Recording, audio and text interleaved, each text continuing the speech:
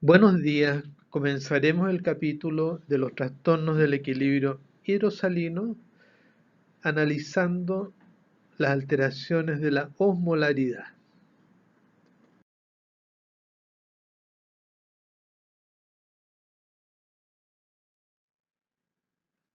Ahora, para hacer el cálculo del balance externo de agua, se anotan las cantidades en dos columnas.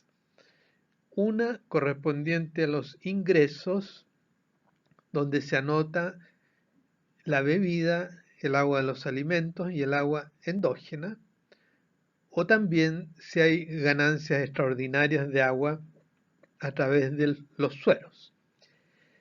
Y en la columna de los egresos se anota lo que se puede estimar de excreción de agua por la vía pulmonar a través de la piel, orina y deposiciones. Ahora, aquí uno tiene que tener en consideración las características especiales del paciente. Por ejemplo, si es un paciente que está hiperventilando, va a aumentar el agua que elimine por el pulmón. También si tiene fiebre, por ejemplo, va a aumentar la eliminación por la piel. Y así se va haciendo una estimación para cada caso y las cantidades deben ser coincidentes para que se mantenga el balance externo y no vaya a caer en un balance ya sea positivo o negativo. Ahora, con respecto a la regulación de los egresos de agua, esta va a depender en parte de la liberación de la hormona antidiurética que se libera desde los núcleos supraóptico y paraventricular, cuyos axones se extienden hacia la hipófisis posterior o neurohipófisis, desde donde la hormona es entregada a la circulación y va a actuar a distancia en el túbulo colector a nivel renal. La acción de la hormona antidiurética consiste en permeabilizar el túbulo colector para aumentar la reabsorción de agua por mecanismos que ya veremos. Aquí tenemos las acciones de la vasopresina, que tiene dos tipos de receptores.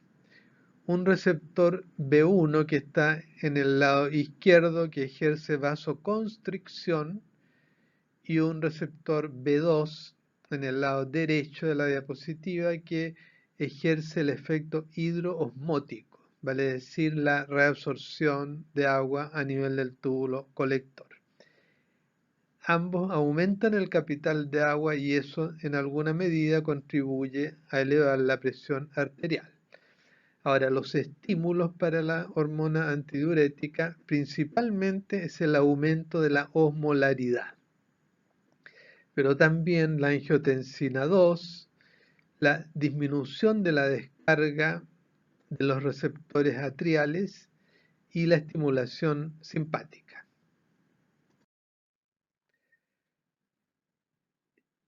Una vez que se ha liberado la hormona antidiurética, a nivel del túbulo colector aumenta la reabsorción de agua y eso conduce a una reducción de la osmolaridad, que era el estímulo inicial que había gatillado esto a través de los osmoreceptores.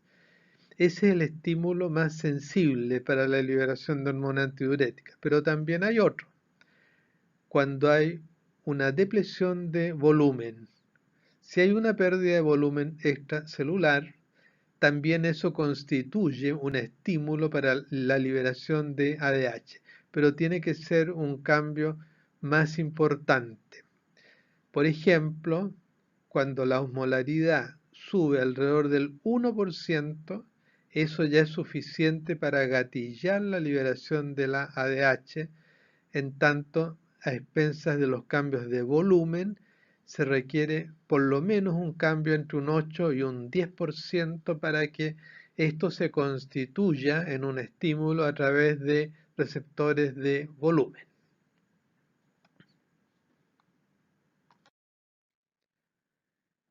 A nivel celular, en el epitelio del túbulo colector, en las células principales, la hormona antidiurética o arginina vasopresina actúa sobre el receptor, ubicado en la superficie de la membrana vasolateral.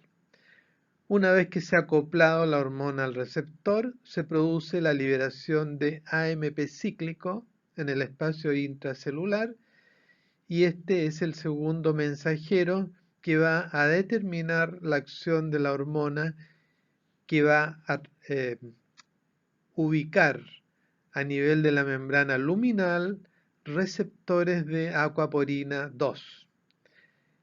Las acuaporina 2 se encuentran en vesículas en las células epiteliales del túbulo colector, pero con el estímulo del AMP cíclico se instalan en la membrana luminal y permiten convertirse en canales de influjo de agua.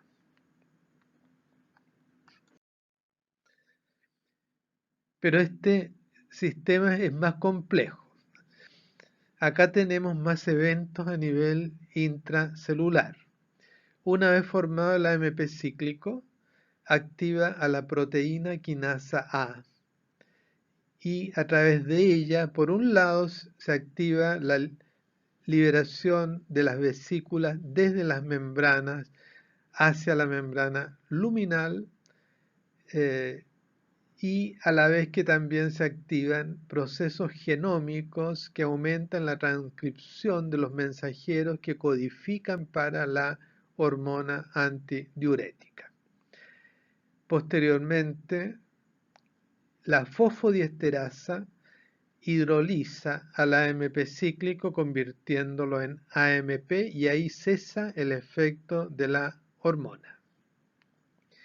Una vez instalados los canales de agua, las acuaporinas en la membrana luminal, el agua fluye en razón de gradientes osmóticas entre el fluido tubular y el intersticio del túbulo colector.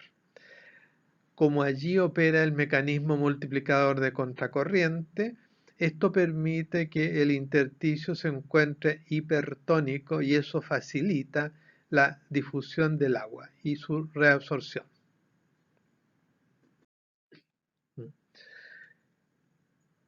Hay que recordar siempre que el balance es una diferencia entre los ingresos y los egresos. Y se da el caso que un mismo estímulo, que es la osmolaridad, aparte de activar la liberación de hormona antidiurética y con ello disminuir los egresos de agua, también actúa a nivel de otro centro, del centro de la sed, activando el mecanismo que determina la mayor ingesta de agua. Es decir, a través de un estímulo único a nivel del líquido extracelular, vamos a tener, por un lado, una disminución de los egresos de agua y también un aumento de sus ingresos, ya que esto nos lleva a estimular el mecanismo de la sed.